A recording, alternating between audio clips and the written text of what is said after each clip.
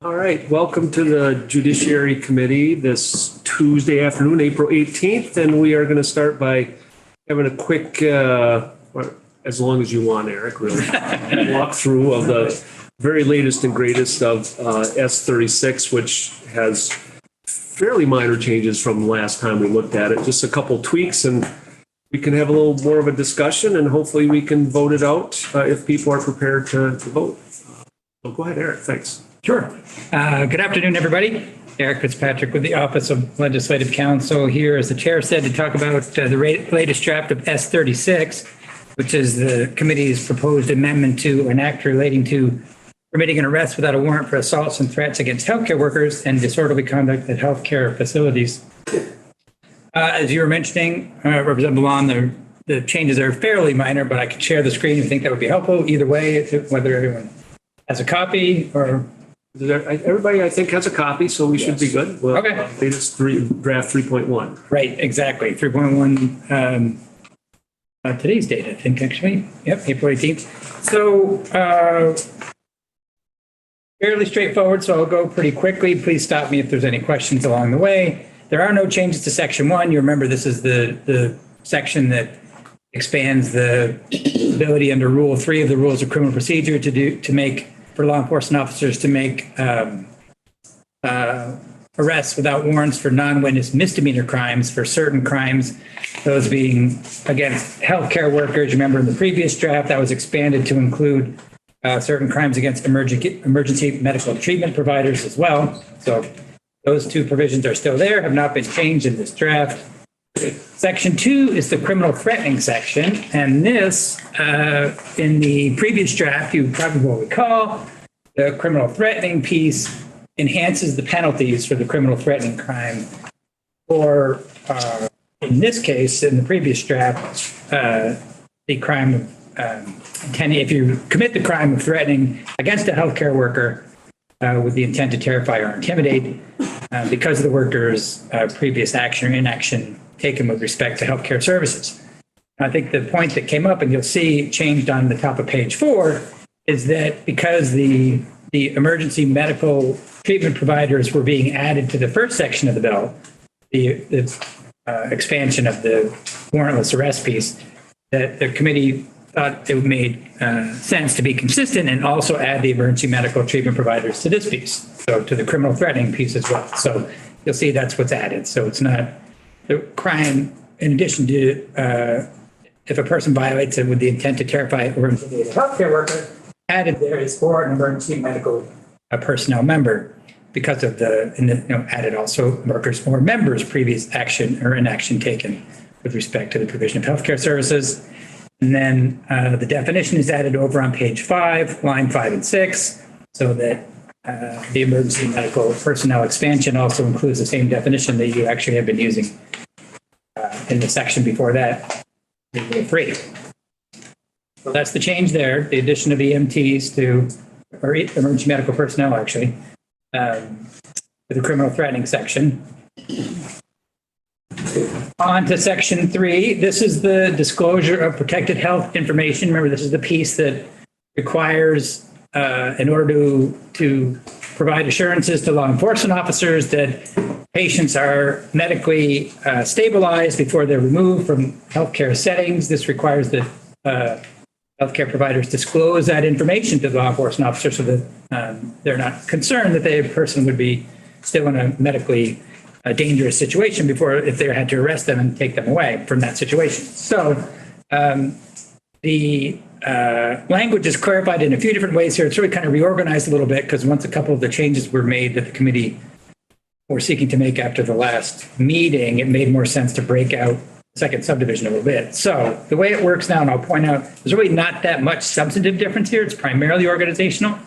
But a couple of the substantive pieces you'll see, for example, right away, lines 12 and 13, the previous language had been when the law enforcement officer responds and potentially arrests a patient. I think the committee agreed that was a little ambiguous and sort of gives unclear direction to the enforcement officer. So it's really just setting it up as when the law enforcement officer responds to an alleged crime committed by a patient at a hospital. And that's the sort of introductory piece. And then these other two pieces kick in. Just Thanks, Eric. What's the age on this? Again, I'm sure I asked this last draft too, but what's the juvenile age going back right before section 3? Any person charged under this section is younger than the age identified in 33 VSA. What's that age? Line 7 on page 5. Oh, I see. Gotcha. Well, right now, it is under the age of 19. Okay. Although, as you'll perhaps learn on Thursday when I do the walkthrough of S4, that is because of that Raise the Age initiative, as of July 1st of this year, it's supposed to go up to under the age of 20. But the Senate passed bill, I digress. The Senate passed bill has deferred that for another year. As of right now, it's underage, up to under 19. Under 18 and younger. 18 and younger, exactly. It's 18 and younger? Correct. Yep. So, oh yeah. Comment, what's more about Part B, the emergency medical disclosures.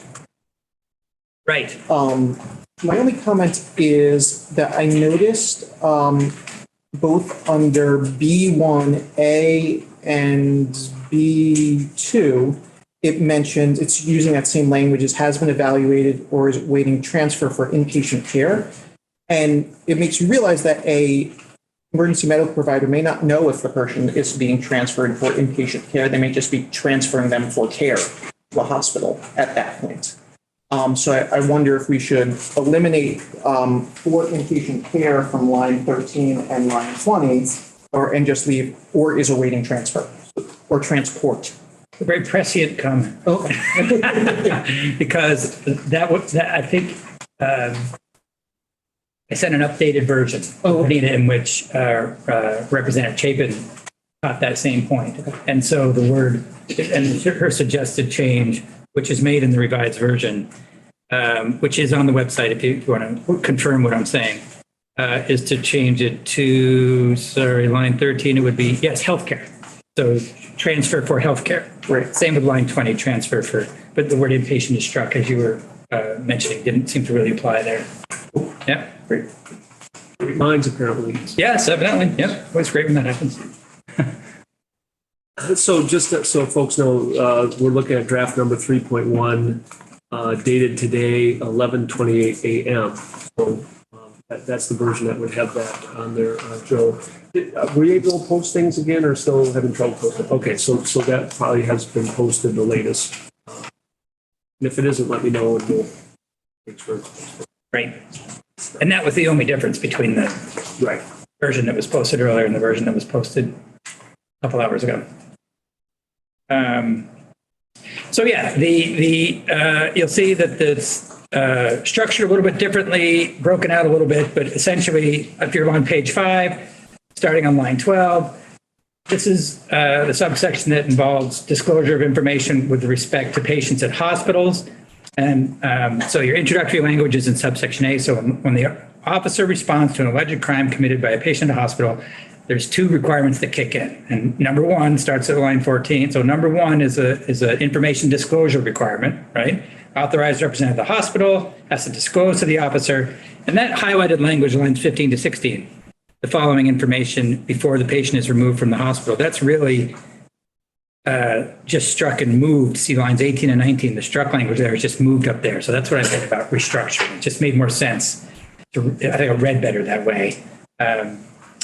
To itemize what information it is that has to be disclosed. So there's your introductory language. What is it that has to be disclosed? A and B. A, information sufficient to confirm whether the patient is stabilized, has been evaluated, or is awaiting transfer for inpatient care.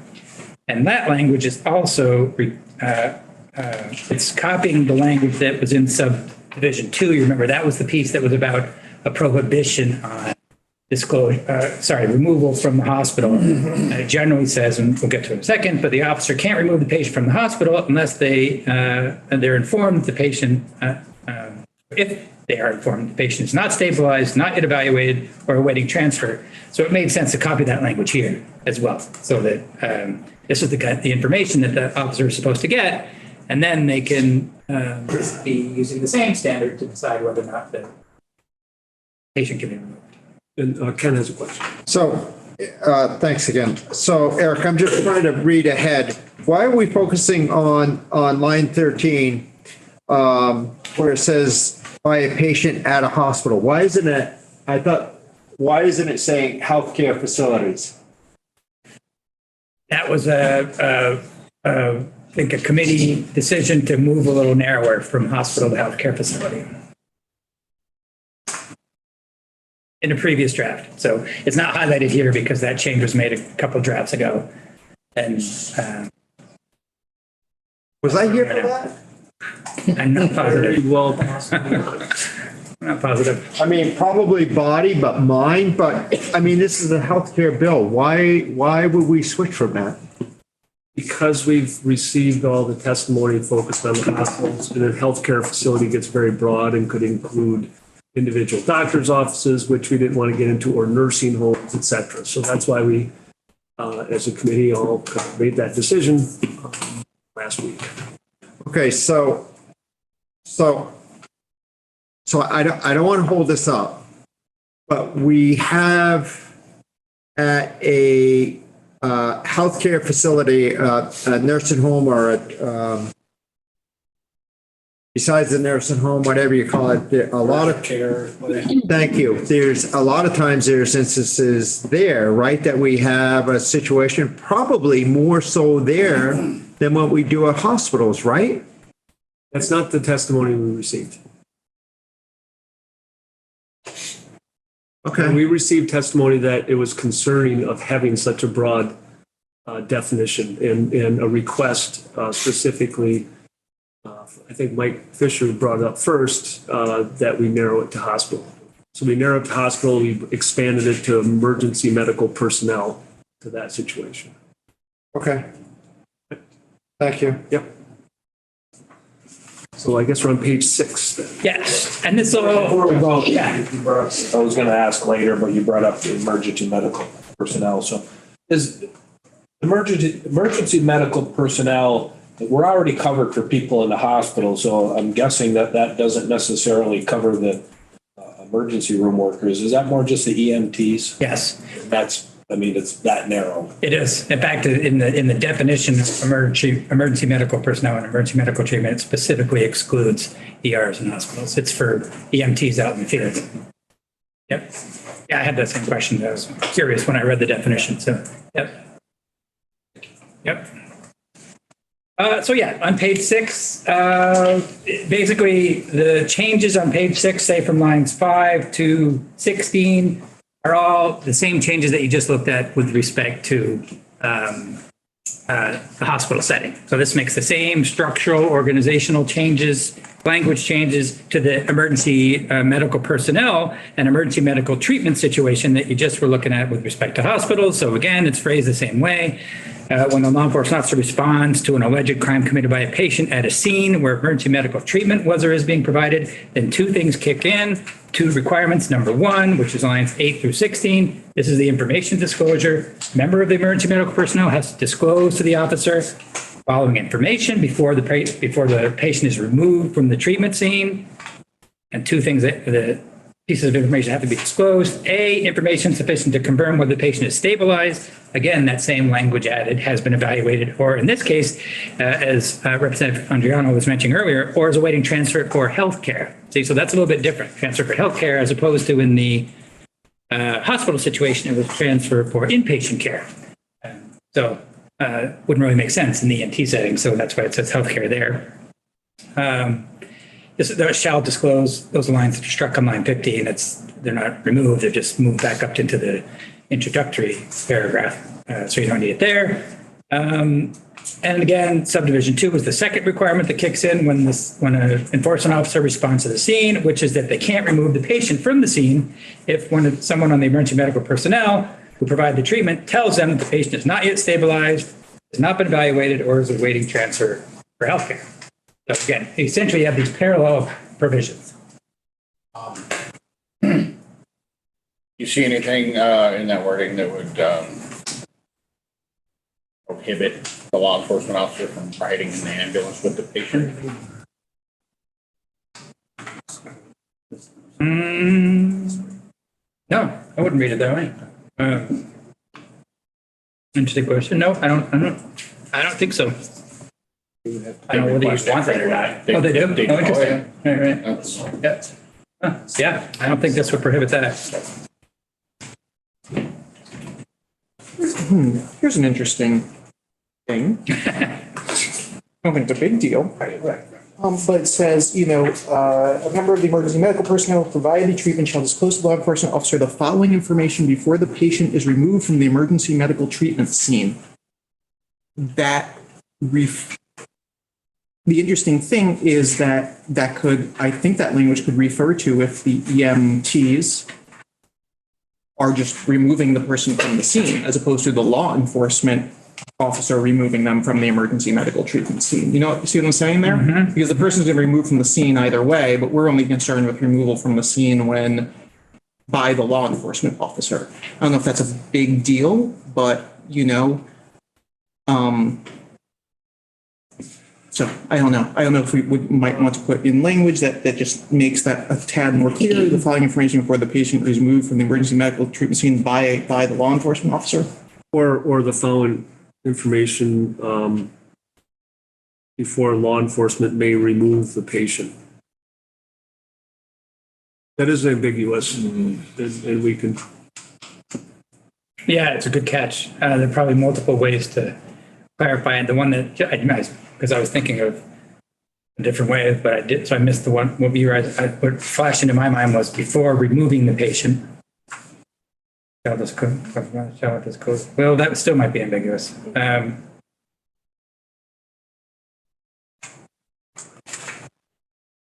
Before the officer removes the patient, right? Yeah, and I think that could also be put into on page 5 as well. Just yeah, exactly. Probably less necessary there, but just for parallelness. Yeah.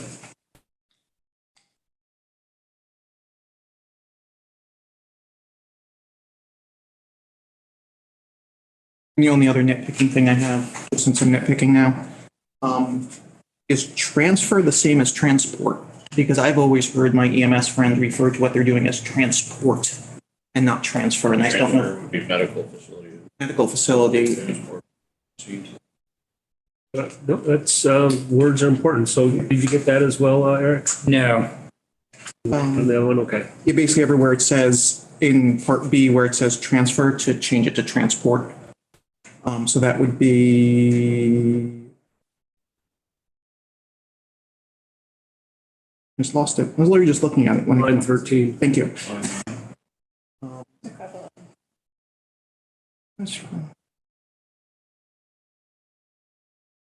Line 13, page 6, I see it. Is it, you mean transfer to Yep. transport? And also line 20, that's the one I was looking for, where it jumped out to me, line 20, page 6. That's a transport as well.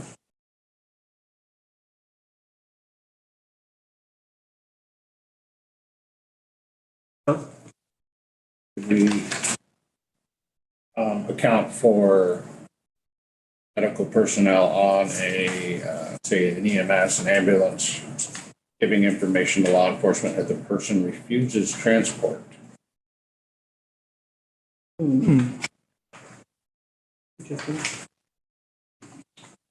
Or is just gonna leave them standing there and the cops figure it out?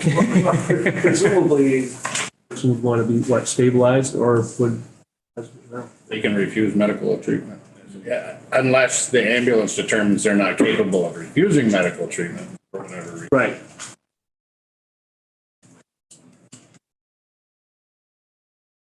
It would seem that this is not cover that situation. If they refuse it, they're not under the care of, right? Not anymore, no. Right. Right. But So anything is, he can still do what he has to do. He'll know it. The person will know what to do with the patient. Most patients. maybe never was. Right. Yeah, wouldn't be a patient anymore.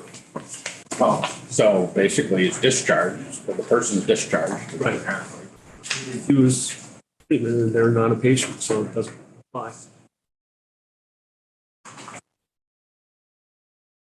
But that's okay information for the to relay to law enforcement officer?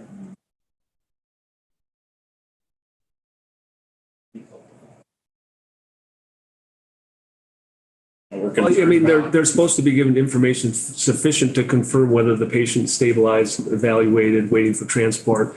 And it's like, the information is that they're no longer a patient, they refused care. You know. So, I mean, that's how I read it. And I don't know if that, the piece of refusing care crosses the line, but I feel like they could say they're no longer in our custody. Or, you know, don't have to give the reason why.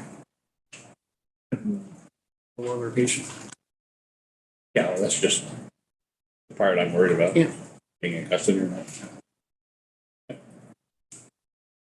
Angela. Should we add transport, like transfer or transport in the definition of stabilized? On page 7, line 9.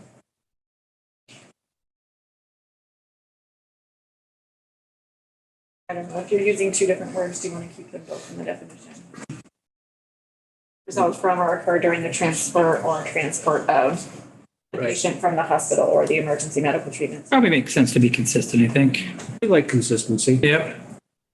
On that same note, and this is, I don't know anything about the underlying provision of emergency medical services that Representative Andriano was mentioning to make that change in the first place. So I don't know the answer to this, but so is transfer still okay, or should it be changed to transport on page 5, line 18?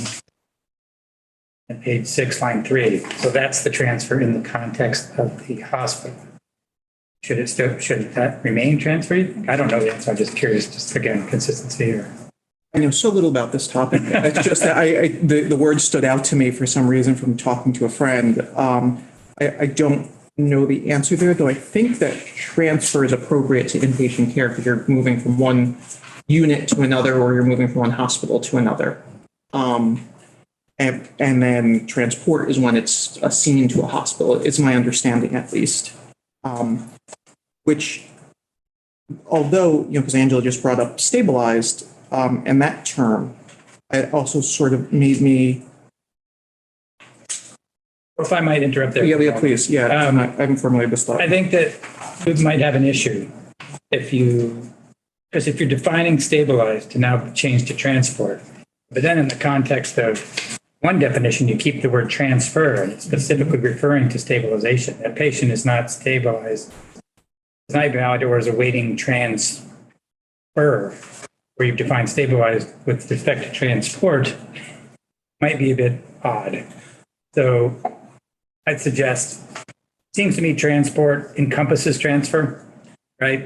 At least from a common understanding of the term. You're looking at 18, page 5, 18. Yes, exactly. You even need transfer in there. They're just awaiting patient care. That could be in the facility down the hall, or it could be to another medical facility. That's true. Waiting. Inpatient care. Plus, there could be transfer without a transport. Yeah, But exactly. Wherever they're going to get the treatment, Right, like somebody, near or far, it doesn't matter. They're still not released. They're not stabilized. Right. Yeah, right. I mean, I definitely word should be passed down that the person's moving from one facility to another, so you can maybe find them down the road. So just awaiting inpatient care. That would have to be on page 6, line 3. is it always inpatient? Not necessarily, No. because in the EMT context, they are going to get transferred or transported, I should say. Yeah. And it may be Well, but this is not, outpatient. this is A2. They may be treated, released. Oh, you were still in A? Oh, gotcha. At top of page 6. Yes, thank you. line 3. Yep. Injury. And is this going to healthcare after us? They're looking at it right now. Oh, they're looking at it right now. Not this version. We're going to transfer it. That's great, yeah. Transferred to us by the Senate, but I don't think I'm worried about my concern. does that address your concern, Eric, or it doesn't Yep. really about your concern? So you would go with taking transfer out of the definition of stabilized? Yes. Okay. But then you're not using transfer in the other definition, so you're okay. It would only be in the EMT context. Well, So you're just going to have transport, Right, right, page 7, line 9. You're going to change transfer to transport. exactly. Got it. Yes, that makes sense. right, because actually they would be transported from the hospital rather than transferred from, like, I think it actually is better word, you know.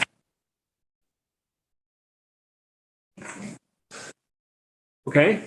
Indeed, I think so.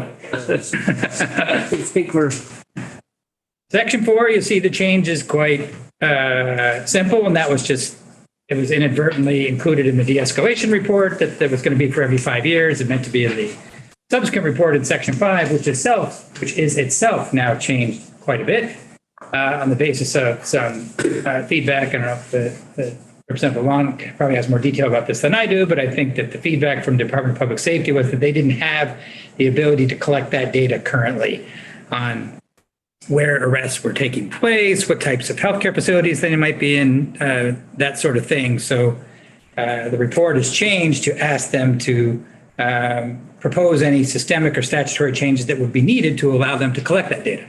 So that's the idea. Joe, could we add between the word on and arrest or on, what word you're using? You were talking about this on Thursday or Friday, like calls or arrests, or like, we had this conversation on Thursday and Friday about how we wanted to have the universe of all calls and then, Right. you know, I guess responses is what we were talking yeah, it about. was responses and arrests. Yep. That's line 13. Yep. Responses and arrests. Yep. Yep. I have a question as well on line 16. Do we need to say type of healthcare facility if this only applies to hospitals?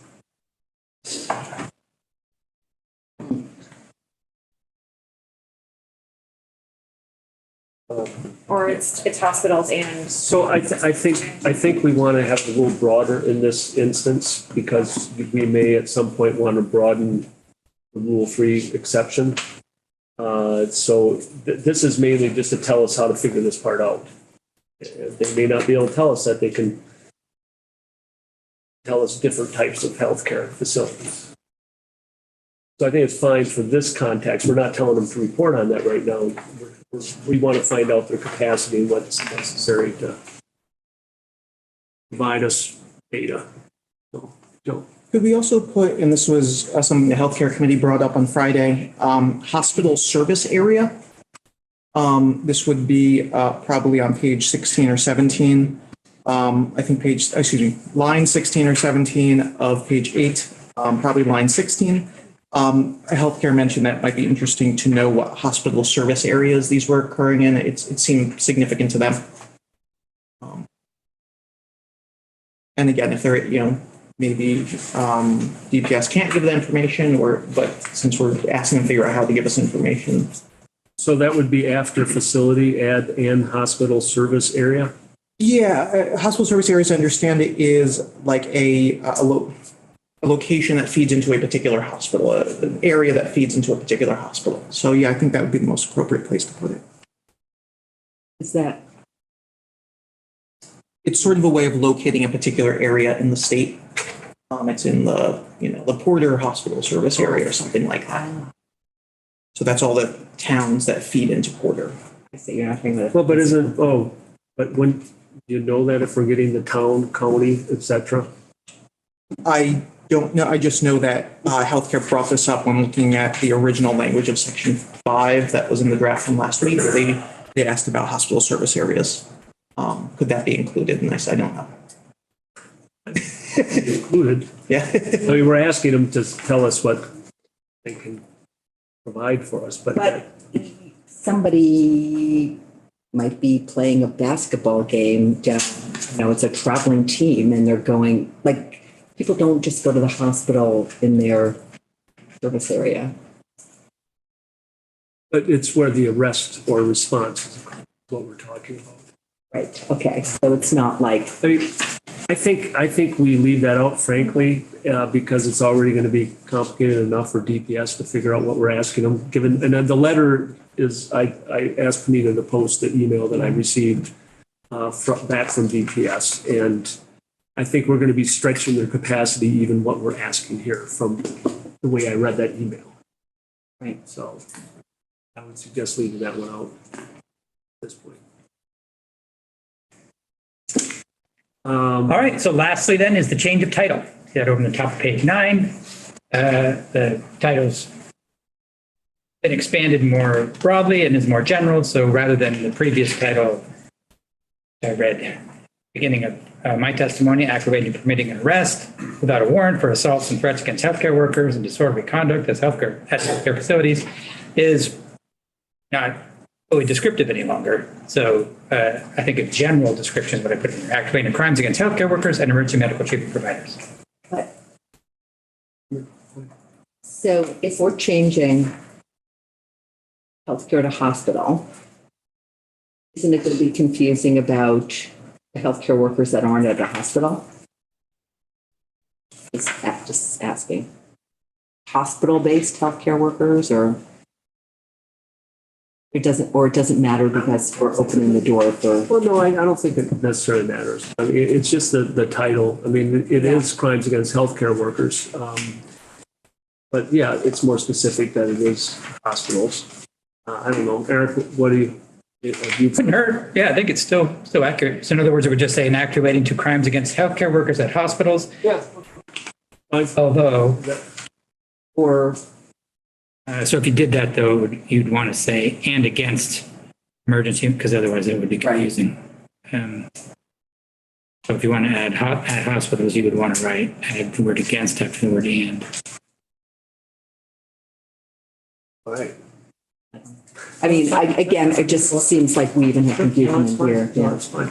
All right, so you have a few changes. Yep. And we will, if you can get us that later today, I don't anticipate voting on this, but Right. people can have it overnight and I'll schedule a vote tomorrow morning. That sounds That's what I was thinking. all right, perfect. I like that. So I will get on our agenda first thing,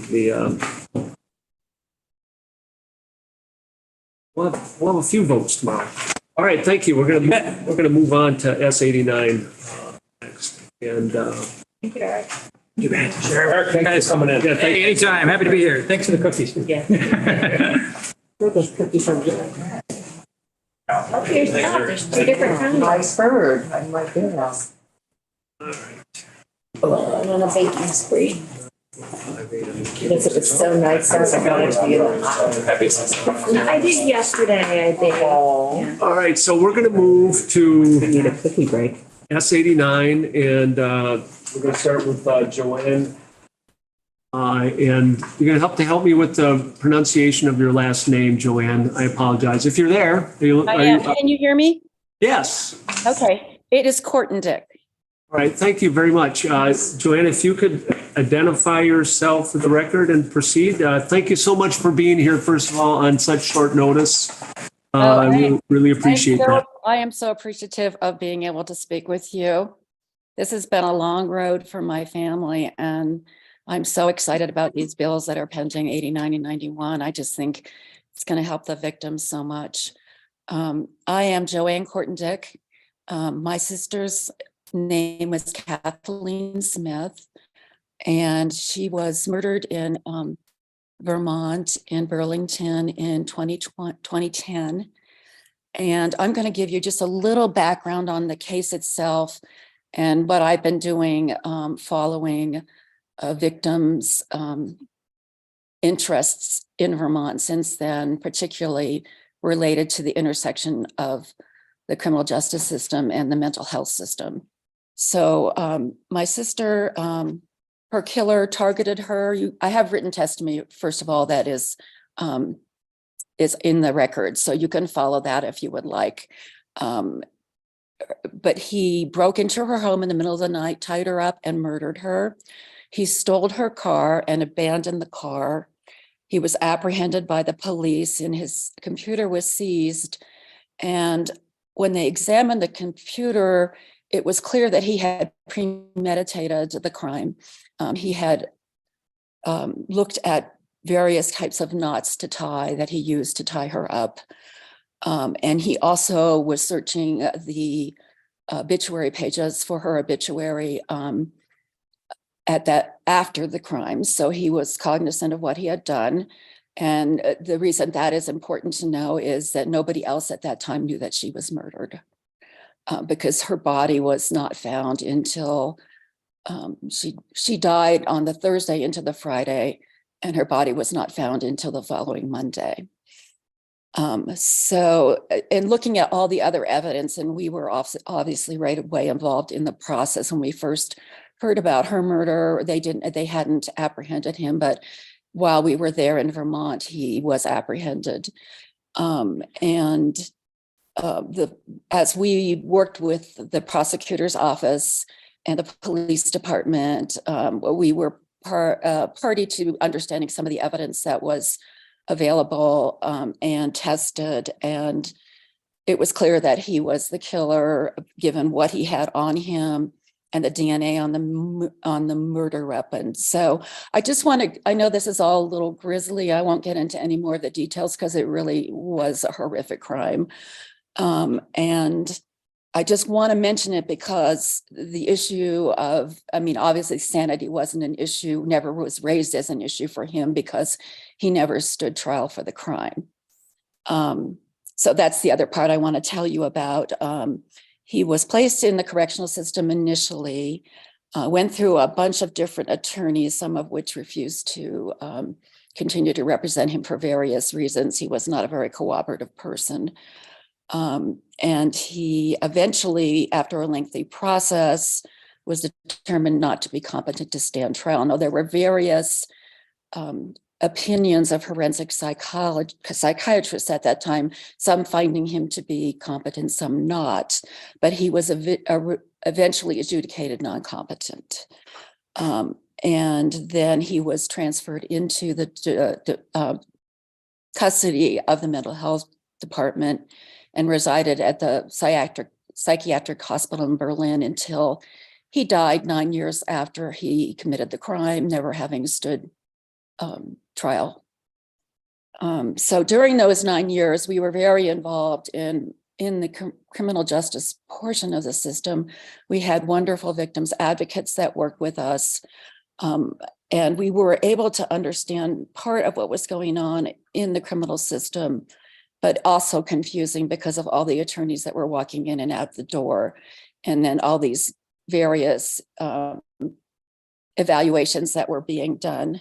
But once he was moved into the Department of Mental Health, we really had no information or very little information. We would every once in a while have a call with the prosecutor, ask them some questions, or the victim's advocate to find out what was going on in the case. But it pretty much, from our perspective, fell into a black hole. Periodically, he was re-examined per the order of the court. In his case, the order did require every so often that a report be filed with the court as to his status. And so from time to time, the treating psychologists or psychiatrists felt that he might have improved, but there was never an issue of whether he was competent because that was not a standard, nor was it ever ordered that he be restored to competency. So we went through a number of iterations of that before he eventually died. So since that time, I have been advocating for reform that I really think is necessary in Vermont, particularly in the intersection between criminal justice and the mental health system, which I know you guys are working really hard on. I was very involved with Senate Bill 3. I testified in front of, I think, this House committee, but it might have been another one, and also on the predecessor bill that died because of COVID. So I've been involved in this since 2019 on the legislative side. I was appointed as a victims representative in this working group that we had for the last 18 months. And we worked very diligently on presenting the victim's perspective. Unfortunately, as you know, there was no consensus that came out of that. But I would ask that you look at it because there's a lot of information in there. And there's a lot of information with respect to the need for a competency restoration system and the experience of many other states, which Senate Bill 3, part of its task for us in the working group was to look at other states' experience in restoration of competency and also for forensic facilities. So you'll see in that report, it's quite lengthy, but there are also summaries in there. A lot of information about what is going on and what can be done in these areas. So I have been very excited to follow both these bills, 89 and 91. I have looked at and listened to all of the testimony in the Senate and also in the House on both bills. I am very favorable from a victim's perspective of both of these bills. 89, I will probably defer more to Kelly because she has more to say from her particular circumstances about that bill. As far as my view of it, I see some very good work that's been done, particularly by your committee, in terms of giving victims a voice. I like the fact that you're providing clarity around the processes, particularly in the case of discharge from the forensic facility. I like the fact that the community safety panel that's being created will consider placement. In considering placement, will consider the position of the parties to the case as well as the victims. I like the fact that the victims will be given notice prior to the discharge and also have the ability to request a discharge hearing if one is not held. So I think those are all very good things, as well as filling in a gap, because there needs to be a process for those that don't meet hospitalization criteria, but are a danger. And that's not just from a victim's point of view, that's from a public safety point of view. But you've heard a lot of testimony on that. So what I want to focus on just a little bit more is S91, if that's okay. I know it's not before you today, but I know you're considering it tomorrow, and I realize there really isn't time on the schedule for additional testimony. That's fine. Yeah, please go ahead on S91. Thank you. Okay, so for me, from my perspective, the most important thing here is getting a compensated restoration system of some kind in Vermont. In the research that I did, there's almost no other state in the nation that doesn't have some language in their statutes or their procedures for that to happen once a person has been found non-competent to stand trial. And the reason that's important is, as you know, this is a legal standard. This is a threshold. And the person never gets to go to trial if they are found not to be competent. And I worked very hard in my participation in Senate Bill 3, and I have to say, I was pretty discouraged by a lot of the comments in the defense community who seemed pretty adverse to having any kind of restoration of competency system. In fact, the director of legal services or legal aid made statements like his clients would have to be incompetent if they wanted to be found competent, which would result in them having to stand trial for their crime and possibly face prison time. So this was the attitude that I felt, and I think Kelly felt as well, and maybe some of the others. And that was part of why consensus couldn't have been reached on the restoration of competency issue. I'm not saying that was entirely it, but I would say that was a big factor. But I would urge you again to look at the portion of the report on the victim's presentation. We opined on a couple things that were part of the charge for S3, but the one that really is the focus of 91 is this restoration of competency. I know it's been watered down a little bit because it's no longer provide a recommendation on this, but also consider whether there needs to be a recommendation for restoration. I really like the fact that they have added, and they did this, I think, on the Senate floor, that the Department of Mental Health and the Department of and Dale have to consult with stakeholders when they're looking at what would be the potential for a restoration of competency program. But I also would want to emphasize the fact that although there were some objections in the testimony or some points raised in the testimony by some of the witnesses that restoration of competency really wasn't effective and that people move in and out of competency, there was a lot of evidence that shows that competency can be restored. I would point particularly to the testimony by Dr. Ravin. She also was participating in the Senate Bill 3 task force, and she also provided testimony in the Senate about the effectiveness of various restoration programs in different settings. So they're really, it's not a panacea. Not everyone is going to be restored to competency, but there needs to be a process, and the victims must have some kind of a voice in all of this, because, or at least get information in all of this, because we're just sitting there and it's over our heads every single day. It still is. I mean, there's nothing ever going to be resolved for my sister. That happened on a dark night in October in 2010. But she never got to, her case was never brought, and it should have been. And that's always going to haunt me and my family. And you can do something about this, and at the same time preserve the due process rights of the defendants. I mean, there are lots of processes in place for that. But the victims really need to be considered. And I would emphasize the fact, and I know you guys probably hear this or have heard this before. I apologize for calling you guys.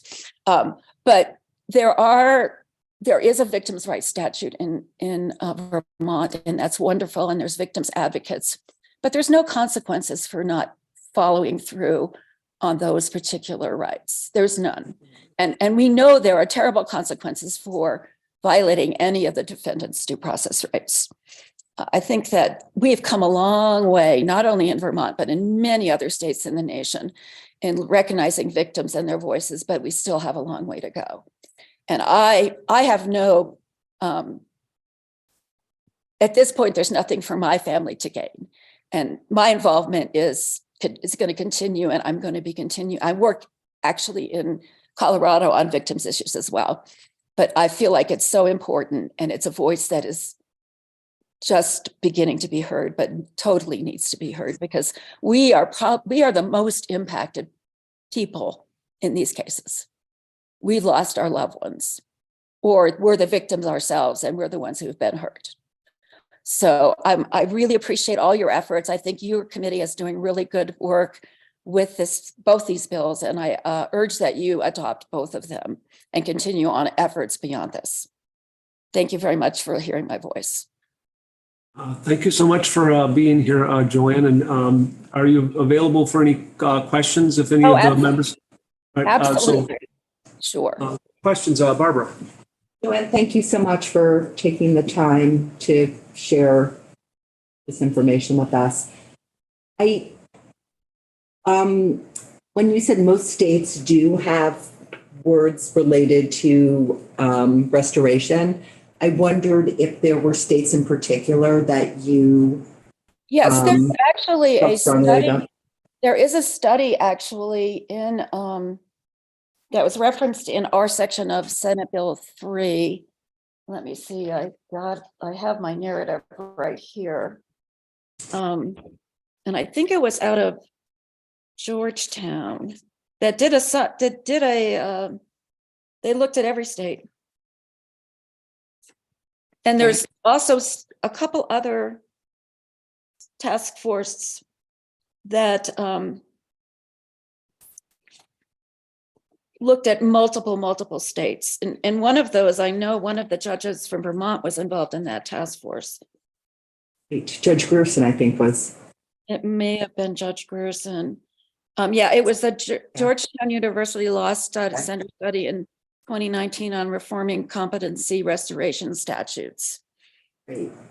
And I think that those materials are available as part, a lot of those materials are available as part of the working group forensic reports. And are you able to say a little bit more about where, from your perspective, consensus couldn't be reached? Because it sounds like, as you said, in many places there was agreement. So like, I would say on restoration of competency, it was quite clear the defense community was not interested in this at all. and the other piece that you touched on, which I think is so important, and I know we. And I don't mean to throw anybody under the bus, but I No, want to be perfectly honest. Yeah. So the lack of communication is something that we've heard about, those of us that have been on this committee repeatedly. And I'm wondering if you have a sense of how often having communication would be helpful, even if it's hearing nothing's changed, like. Well, in our case, we were actually fortunate in that we had, as part of the order, they were responsibility for the facility to report the treating psychiatrist to report periodically to the judge. But it's one of those things. Did the report get filed? We never often would hear if it had or it hadn't. And all you would get was no change. And the thing from my perspective was there was never any emphasis on having him restored. So if you don't make an effort towards restoration, and that can be very different things for very, very different individuals. Sometimes it's just a matter of educating them on the actual processes, because there's two prongs to competency, and one is to understand and I'm giving you a very short summary of what it is, but from my understanding is part of it is to understand the charges and the processes in front of you. The other part is to be able to aid in your own defense. And that was the problem with my sister's killer, because he was delusional. And so the psychiatrist would go back and forth on whether that was but he was very smart. He totally understood the system, and he used that to his advantage. There was no question about it. And I think that's an anomaly, honestly. But if you look at the information that's being given by Dr. Ravin and others, it's not an impossibility. Restoration of competency is possible in many cases. And what I would also say is I feel like the emphasis only needs to be on the higher level cases. I think a lot of the criticisms on restoration, not just restoration, but on the issue related to competency are because somebody is found incompetent and they kind of get lost in the system, but it's a minor offense. I think that I know that a lot of jurisdictions aren't even focusing on that with respect to lower level crimes. And so I feel like just let's focus on the ones that really need to go to trial, where there needs to be some restoration of justice on some level or another. And I'm not talking punishment even, I'm just talking this person needs to be heard, and even from the person's perspective. So, I mean, that's my view on it. And I feel like there's a lot being done on it around the country. And I see no reason why Vermont shouldn't be right there with everyone else. Thank you very much. So other questions for Joanne? Not seeing any right now. Thank you so much again for being here, and thank you for being available on such short notice. It's the most important thing in my life. I was on a road trip and I was following all the testimony while I was doing it. And I'm very, very pleased that you are letting my voice be heard and letting my sister Kathleen's voice be heard. And I would want to tell you one other personal thing. Just today is my mother's birthday. My mother, when my sister was murdered, my mother was very far along in the Alzheimer's process. She died 2 years after my sister died. She never knew about my sister's murder. But I consider this an amazing gift to both my sister and my mother for these bills to keep going, and also to keep considering the victim's position in all these things. Thank you very much. Thank you. All right, we're going to move on to Kelly Carroll. Thank you very much for being here as well, Kelly, and thank you for traveling up from down south. So if you identify yourself for the record and proceed. Thank you. First of all, this is difficult because it takes me back through my trauma. So bear with me for a moment. I will try to be brief. First of all, I want to thank you very much for the opportunity to be here today and to talk. I thank you for taking up both S89 and S91, and I thank you for everything that you do. My name is Kelly Carroll, and I am Emily's voice. And Emily is Emily Hammond, and she is my forever 26-year-old daughter who was murdered on Martin Luther King Day in 2021 in Bennington, Vermont, in broad daylight. Since Emily's murder, I have also become involved with trying to advocate for better mental health services throughout Vermont. And I did, some of you who have been on this committee for a couple of years may remember me from S3, Act 57. I was a persistent little pain in your butt. And I thank you for listening to me. Yes, pain. Thank you. Yes, persistent. And S3, as you know, did do a couple of great things for our family. Not that one case should define law, but one case can identify some gaps in the process. And as a result of S3 Act 57, I was able to participate on that forensic working group that you've heard a lot of things about. And it is true, it was a large group. It is true that we could not come to a consensus on many things. Joanne was very polite. Part of the agreement that we could not come into consensus on was competency restoration, and from the defense, as far as no competent person would ever agree to have their competency restored just to spend time in jail. I totally disagree with that. I don't think it should be up to the defense. I really think it should be up to a medical professional and with court interjection if it's to a certain level. We also could not agree on the forensic facility. It was the if you build it, they will come theory. And I'm going to tell you all, they are already here. So I'm very, very grateful that you're taking up S89 and S91. And I want to give you a little bit of background on how I ended up here. Emily was murdered in 2021, and I had never heard of her killer. When the police arrived to tell us about it, and we had heard about it over social media beforehand. So when they came to tell us, they immediately told us they knew who did it. They had caught him at the scene, and he would not be doing any jail time because he was previously found not competent. So in 2018, there had been an incident with his neighbors, and he had done a violent home invasion and was attempting to threaten or to slit their throats and the children's when Vermont State Police got there in the middle of the act and arrested him. And he went to court. And in 2018, his very first competency evaluation was competent.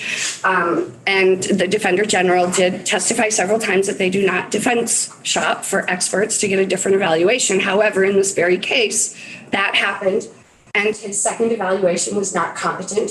So he went to I'm not sure if it was Waterbury or it was like hospital, but he went into the hospital for about 18 months. At that point in 2020, he was discharged by DMH back to the community without any notification to public safety, no notification to the victims or anything like that from his prior crime. Over the next 4 or 5 months, he terrorized his neighbors. There were multiple calls to VSP. There were stalking orders. There were violations relief from abuse.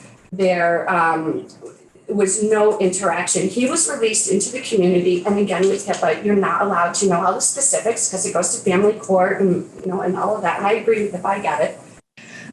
But we're told that he was supposed to be supervised, and he was supposed to be taking his medication, and he was supposed to be attending his therapy sessions or his counseling sessions. And he wasn't. He was actually out doing crack and terrorizing people. And there was no connection to help that person keep escalating up in violence. So in November, Thanksgiving weekend, he actually made a video on Facebook bragging that he is a murderer, that he can murder anybody he wants because he has his not competency paperwork from the state of Vermont and the state can't do anything. And honestly, I had no idea how right he was. Because at that point, S3 Act 57 with the second competency evaluation request being able to at least be asked for and notification, he was right. So he did 7 weeks later, he hunted down my daughter. He had been looking for her for a couple of weeks. People had offered him money not to attack her. People had offered him drugs to kill her. And he waited for her and he attacked her from behind. He tackled her. He slit her throat. He ran away. Somebody had seen him lurking and had called, see something, say something. So Bennington police was on their way and they actually caught him 100 or so yards away from the attack with her blood, with the bloody knife. And he was bragging about it. It's all on the body cam. He was bragging about what he did to Emma Grace. And since then, we have learned that we are, and I like the term you heard last week from Jen Holman. I don't like it, but it makes me feel a little bit better because I've always thought I was a victim without rights. And she's enlightened me and told me that I'm actually a victim without recourse. We're victims, but we have no rights within the mental health system. We have rights within the criminal justice system, but when it goes into the mental health system, victims have no rights. And when he went to court, I want to tell you, for those of you that are concerned about due process, I will say he has due process. He had multiple attorneys. He had multiple agencies. When we finally got to the point, and Jared can speak to this, Jared Bianchi, he was our state assistant attorney who handled this. When it finally got to the point where we were going to get to the final agreement, which I'll get to in a few minutes, the judge was a little bit concerned that he didn't have enough representation. So he had the Department of Mental Health. He had a conflict counselor from the Department of Mental Health. He had the Department of Legal Aid. He had a defense attorney, all advocating for him. And then she held it up another month to give him a guardian ad litem. So there's all these people that advocate for these justice-involved defendants. And you need to remember these are justice-involved. And I'm not talking about somebody who goes into a convenience store and, shoplifts a thing of Lifesavers or a soda or something. I'm talking about somebody who does a violent, premeditated, first-degree murder, kidnapping, sexual assault, predating on a child. Those types of offenses, we really need to take a look at public safety. Department of Mental Health does not have any mandate for public safety. Way off topic, but my dream one day that they will, because we really need to take that into consideration. So we have gone to court. I can't even tell you how many times over the last 2 years. And he was present for the first hearing. After that, he chose not to participate. He never had to go to court once with us. We went every time. Anytime there was a court proceeding, COVID, it didn't matter. We were remote. If we could go in person, we were there. But he always chose not to participate. And even when we were there in court and the correction facility would call in and say he refused to participate, the court sugarcoated it. He chose not to. And, there needs to be a point where, Jennifer was talking last week, and I don't recall if it was on 91 or 89, because they do in my world, they intersect a lot. But victims want to be heard. I know that anything I do or I say to you today is not going to change a single thing in my life. I will always have an empty seat at my table. I will always have to listen to people say, oh, that poor defendant.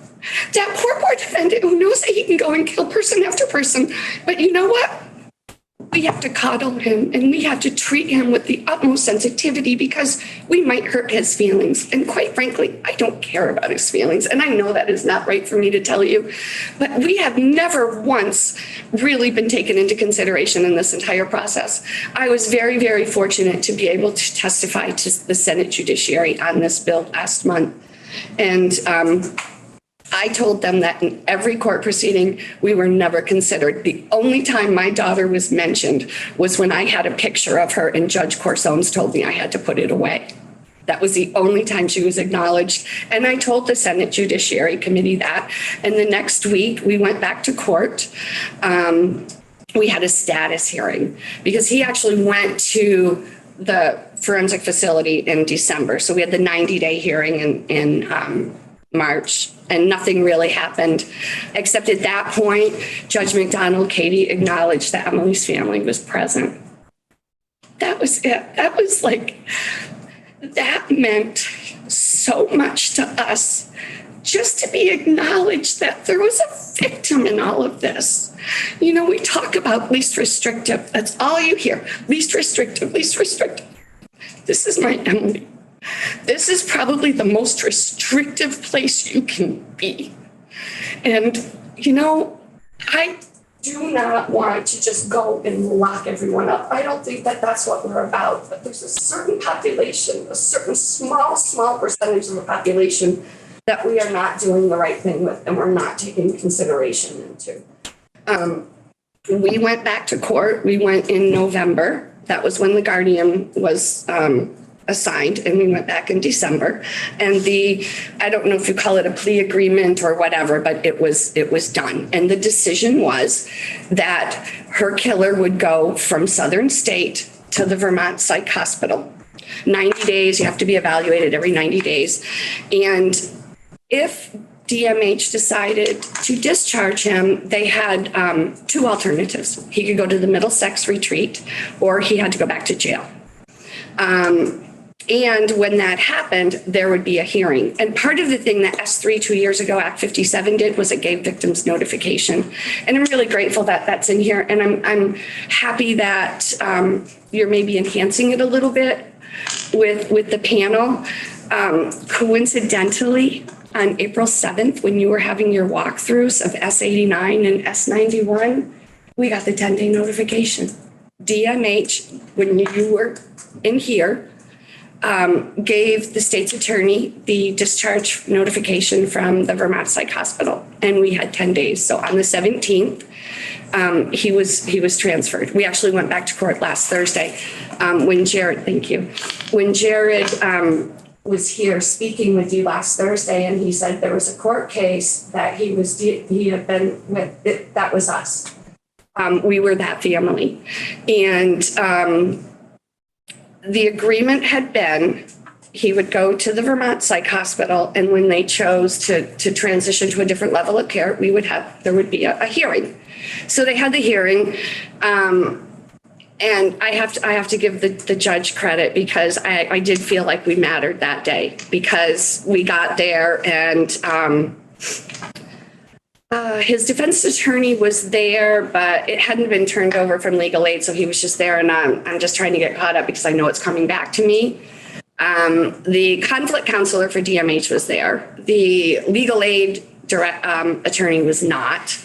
And then there were a couple of witnesses. So we had to take a recess, get the legal aid attorney there, get there. Then we had to take another recess so she could talk to him. And then we had to take another break because they had a witness come on, and as she was coming on, the state's attorney in her area wanted to talk to her about her testimony.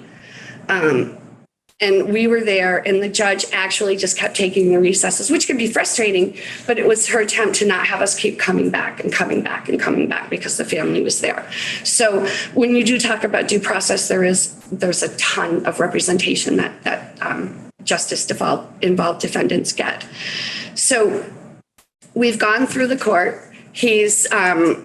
Now he's coming back. We went and had no idea why. We just know that all of a sudden he's going back to jail, which is very, very unusual, except, starting to listen to all the testimony for 89 and 91. And we hear about that At Middlesex, they being DMH, cannot require him to take his medication. So if he doesn't take his medication, then you have to worry about the violence coming back, and that puts other patients and other staffs at risk. And when you had this, I hope this was the right bill. It wasn't 91 or it was 89, right? Emily Hawes, Commissioner Hawes shared this. It's really this part here that's missing. There's that step between level 1 and, like Middlesex and Essex, where we just don't have a place to put people. So he's gone back to jail now. And I don't know. I mean, I guess if you believe in coincidences, you can. Sometimes I think people play politics. I don't know. It probably sounds very arrogant of me to say, well, Emily's case, this is all being tested because there's a hold without bail order in our agreement, and now it's in your legislative paperwork in front of you. So they're telling me it's coincidental, but it happens to be playing out in real time. And we got the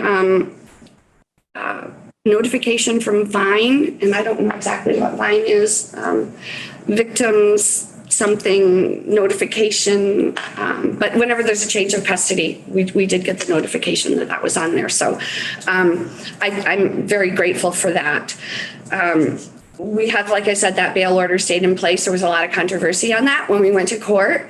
The conflict lawyer, I guess that's what you call him, conflict resolution lawyer for DMH, actually questioned the judge on whether or not she had the right to hear the case. And I thought, well, that took a little bit of guts. He was in the paperwork in November and December. He was part of it. It was all part of the agreement. He would go when it came back, when he was going to get discharged. And he doesn't meet the level of care. He doesn't meet that acute level of medical necessity to be at the psych hospital. There's a lot of people who don't want him in jail, but we don't have any place else to put him. Personally, for me, I'm happy he's in jail. I'm not going to lie. Is it the right place for him? I don't know. The guy's been through 4 competency evaluations. He's been dealing with this since 2015. He's very well coached. He knows how to play the game.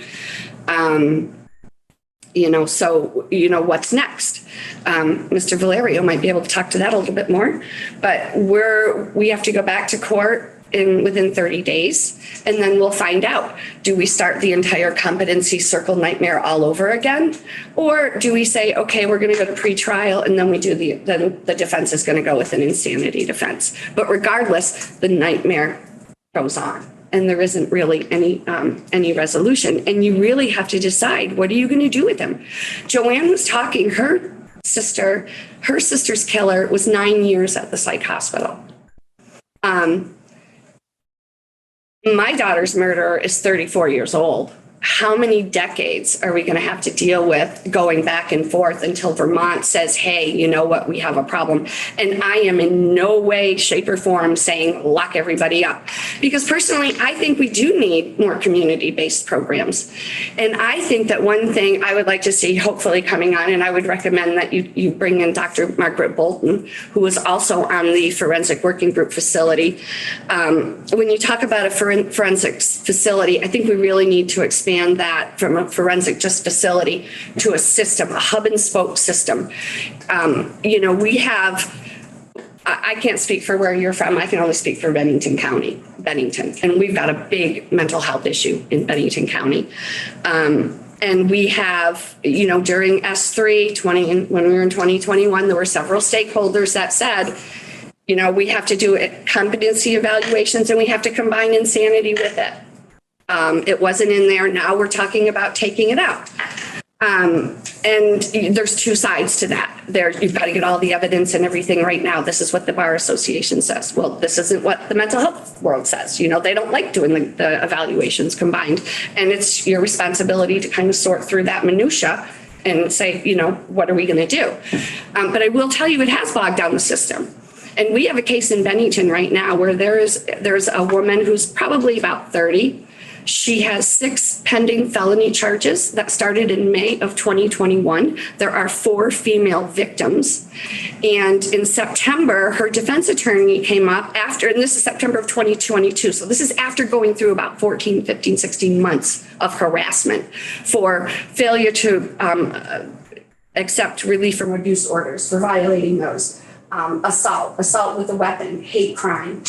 And her defense attorney went up and said, I would like to have a competency or an insanity evaluation, whatever will work in this case. And we'll come back to court in a month. And in a month, they went back to court and it was like, okay, we're going to do this.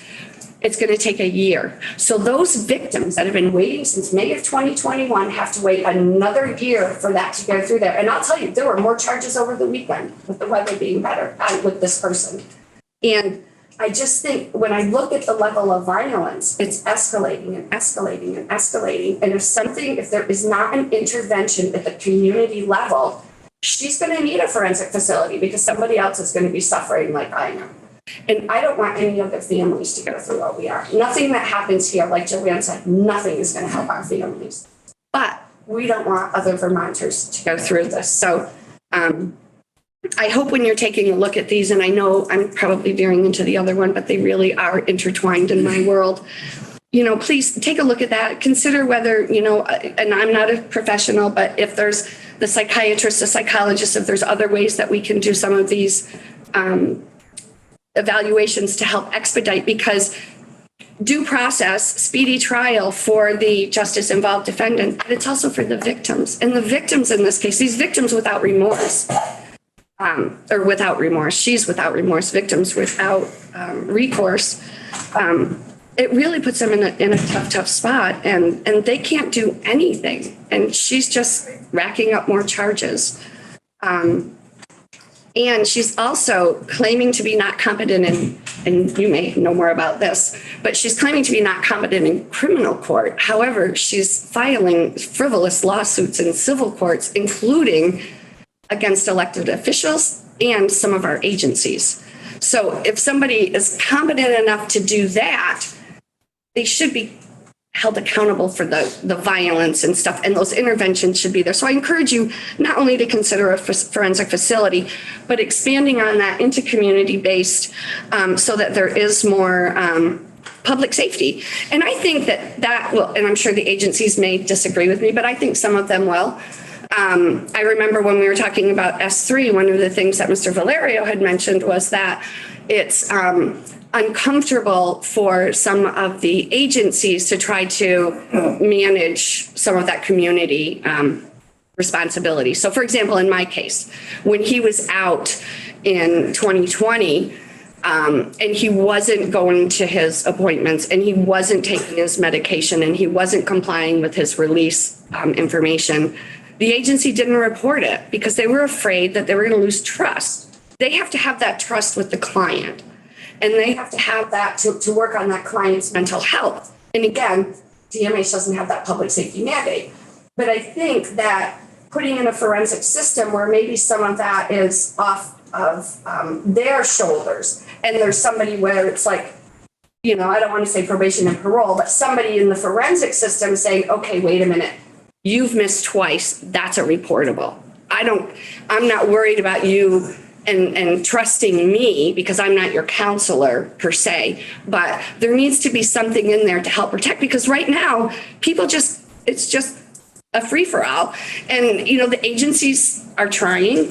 There's staffing issues and regulatory things that they have to deal with. But I just think that's something that I would like to see. And I'm very, very grateful for being able to testify on 89. I would like to have testified on 91. I know I've listened to Zach last week, and I know that he is submitting some of their proposals and presentations that they did during the S3 working group. And I know Joanne mentioned that. And I would like to make sure that you get ours. And I did submit one that you have here, and this is just one I want you to take a look at. This was something that Joanne actually came across by accident, but it's a forensic mental health in Vermont, and it was done by Dartmouth, the Nelson A. Rockefeller Center for Public Policy and Social Services, and it was presented to Ann Donahue in the Healthcare Committee in April of 2022. And it does give you some different ideas for different states on forensic facilities. And the reason I'm mentioning this is because there's one in here that mentions the possibility of considering the discussion of maybe putting a forensic facility in southern states. Now, I'm not the one that's going to tell you where you're going to put the forensic facility. Personally, I think that we need a forensic facility. I'm a little disheartened. We're looking at the Vermont Psych Hospital. In my uneducated layman person world, I just see 25 beds. I see such a mental health crisis across the state. And it saddens me that we would be taking 9 beds from non-justice involved individuals and taking them away. So I don't know if Southern State is a good option or not, but I just think that you need to have all of the information, before you, and then just see where that comes out. And I appreciate your time. I think I hit all of my points. I'm happy to answer any questions. Again, I appreciate your time and your attention. So Representative Marcy, do you want to? Chairman, would it be possible for Kelly to speak briefly on feature? On S91? Yeah, if you absolutely, if you want to touch base on that one. Yeah. I may send you more. Away from Bennington. Yeah, no, absolutely. No, that's absolutely no problem. Thank you, Representative. I'm not as completely prepared for S91. I will probably send you some written something afterwards. But I do think it's really important to take that into consideration. And I think, again, we're talking, are you going to combine or separate competency and insanity? And it's a very complicated subject. Competency is a finding. You're either competent to stand trial or you're not. And that means that you understand the judicial process and you understand what's going on around you. Or maybe, I know Joanne said that her case was, delusional. In our case, I don't think it's delusional. I just think it's anger and drugs. And then, probably now they're saying some schizophrenia or, I'm not really sure. I know that he is, when we went to court last week, he did show up the first time. And he seemed to understand completely what, the questions that were asked. The people from DMH, the director of social work, said the reason they were releasing him is because he's a very good patient, basically. He takes his medication, he goes to his groups, he hasn't had any emergency outbreaks in a significant amount of time. So the judge asked, what's an emergency outbreak? Well, that's where, they have an incident where maybe they have to restrain or give medication or there's something that happens and he hasn't had that in a significant amount of time. Of course, he's only been there 4 months.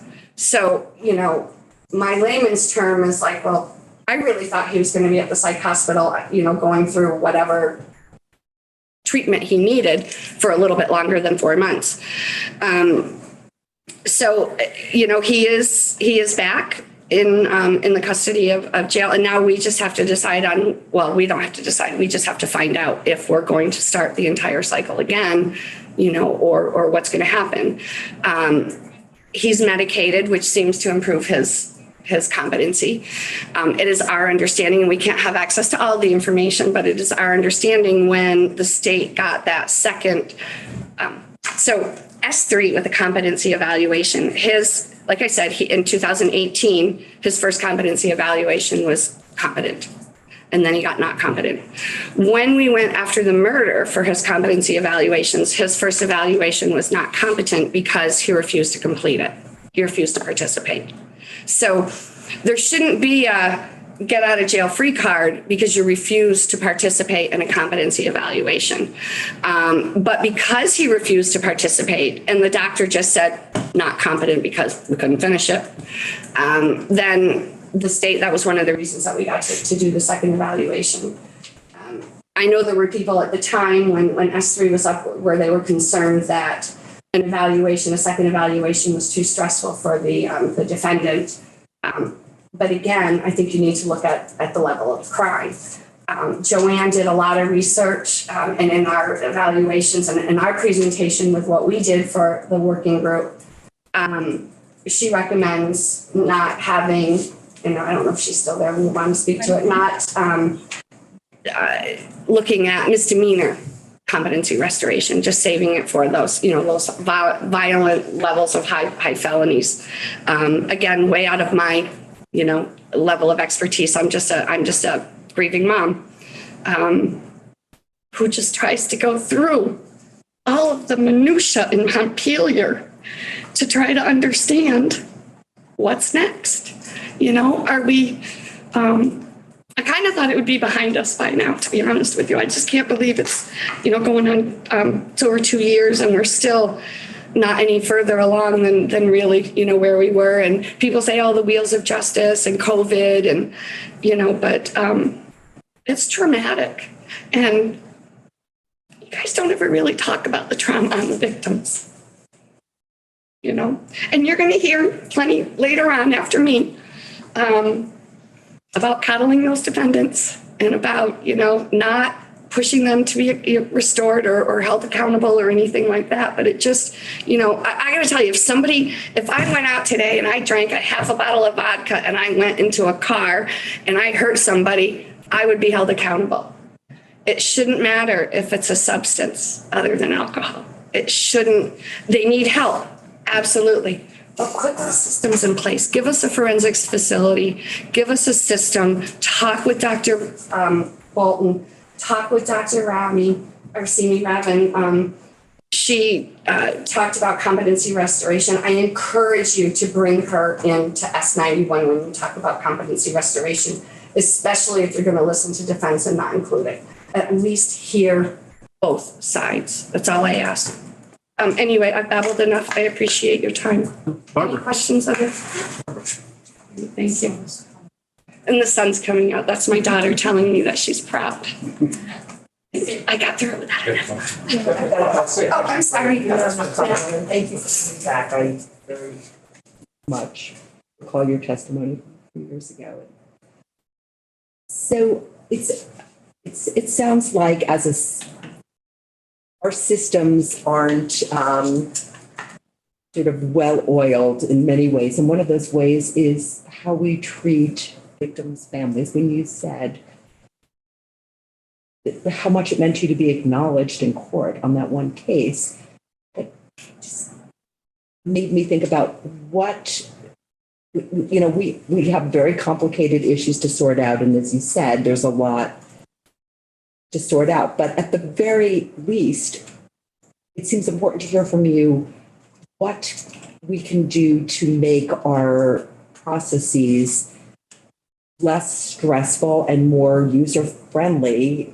And that's like a horrible term for, like it feels like the victim's family should be acknowledged at every hearing. But I'm just wondering if you had other thoughts about you said trying to figure out the systems or what was going on was also sort of a hurdle. So I'm just wondering, I know victim advocates are busy. It sounds like they've been as supportive as possible. Are there other things that sort of stick out for you of things that would make? Well, I think first of all, putting some of the notifications into some of the legislations like you have here, I think is really important. And I think, and I can't speak for other victims, and I'm going to tell you all, you've seen the headlines, so you know that there was another incident in Burlington. There was an incident last year where somebody stabbed another woman over 100 times, and you never hear anything about the families. And I think giving us a seat at the table. I know when Zach was here, he was talking about peers. And, if you're going to take that panel, if you're going to put, peer representation, put victim representation, make it balanced, just so that people, because it's really, really one-sided. I mean, look at your agendas, look at your witness list. You got Jen Pullman. You had me today. You got Joanne got squeezed in. There's really not much on 91, but there's a lot of people here that are every day. You hear their voices every day, but you don't hear ours. And there are some of your counterparts who are adamant that no forensic facility, nothing other than community-based, nothing other than community-based. And that's fine if we've got the community-based programs. And maybe you have them up in Montpelier, maybe you have them in Burlington, but I got to tell you something. Bennington needs help and Bennington needs support. And I'm very, very grateful for Project Alliance. And maybe that's going to help try to connect some of the dots, but it's the disconnects. And some of it is just the disconnects between your agencies. I think it's great that Karen Barber and Jared are working together and they're bringing the other stakeholders. Zach had said he was at the table. Jen Pullman from the Crime Victims Services Center, getting her at the table. But just, don't shut us out, because once we go into mental health and it goes into family court and HIPAA, we got nothing. And I'll tell you, the conflict counselor actually did, I told you he had the guts to question the judge on whether or not she should even be hearing it. But they had all of that spelled out in the agreement. And the week before we went to court, he was actually heard in family court, and family court actually considered an order of non-hospitalization. Chose not to, but the fact that, there's this whole big disconnect, it's just, and I don't know the answer.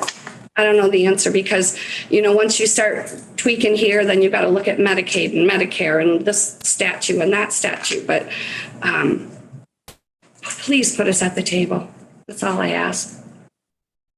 And thank you for giving me the opportunity and letting me come up here and meet with you in person. That's one of the great things about being in Vermont is the accessibility that we have. So I thank all of you. Thank you very much for coming up and testifying. Really appreciate it. So I was going to take a break, but I think Jared might have a time constraint and wanted to hear from Jared. If you're there, if you could tell me what your constraints are this afternoon. Thank you, Mr. Chairman. I'm happy to be at the pleasure of the committee, but I do have a competing Supreme Court deadline that I am trying to meet for this afternoon.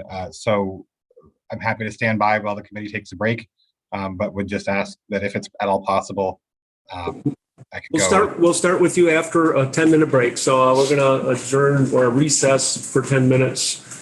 We'll be back at 10:02 because we have quite a few more witnesses to get through this afternoon. So thank you, Jared, for your flexibility. Thank you, Mr. Chairman.